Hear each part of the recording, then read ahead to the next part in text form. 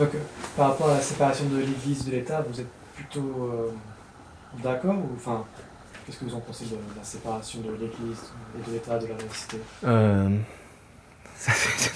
Ça, c'est vraiment une belle question et ça demande beaucoup de réflexion. En ce qui me concerne, personnellement, c'est vraiment un avis personnel. Hein. Je parle vraiment à mon nom, pas au nom de Apicience. Moi, je pense que aussi il y a la séparation de l'Église de l'État. Oui, mais comment dire, ce n'est pas aussi rigoureux que ça. Oui. Je pense que ça relève d'une certaine forme de sagesse de la part des êtres humains. Au cours de l'histoire, il y a eu, surtout en Occident, il y a eu des guerres très importantes au nom de la religion, et ça continue même maintenant, sans doute. Donc, c'est une forme de tolérance, au début en tout cas. Arrêtons de se tuer au nom de la religion. Donc, plutôt ne pas en parler. Et puis, une religion peut parfaitement dévier, quel que soit le nombre d'années que ça existe. Et je pense que le bel exemple est l'Église catholique.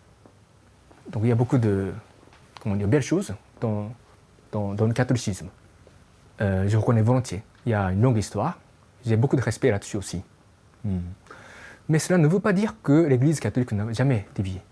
Et elle s'est toujours maintenue comme étant représentant de la vérité ultime, porteur de la vérité ultime. Je ne le pense pas.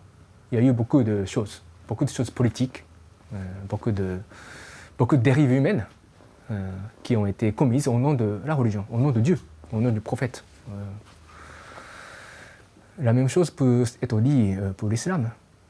Donc à cet égard, c'est vrai que quand une religion détient le pouvoir suprême d'un pays, je comprends que c'est risqué, c'est dangereux. Et l'histoire nous le prouve déjà. Donc à cet égard, je suis d'accord avec cette idée. D'accord. Oui. Mais en même temps, je dois dire qu'aucun pays historiquement, aucun pays n'a pas été fondé sans religion. Aucun pays. Ce n'est pas possible de bâtir une nation sans religion. Ça, c'est le fait historique. Et je pense qu'il y a la vérité très profonde dans ce fait, dans ce constat. À cet égard, une laïcité littérale, fondamentale, me semble naïf. C'est ne pas connaître l'histoire humaine, je crois. Donc, une laïcité pure et simple n'a jamais été possible et ne sera jamais possible, en réalité. Donc, séparer Dieu et l'État ne me semble jamais possible. Voilà, quelle que soit la religion.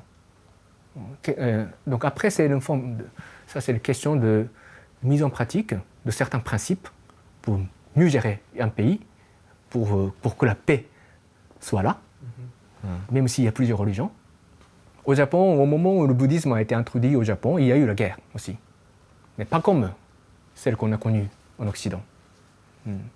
Parce qu'il y avait quelqu'un qui est un génie, qui a pensé que le shintoïsme et le bouddhisme représentent la même idée, au final. Enfin, je simplifie.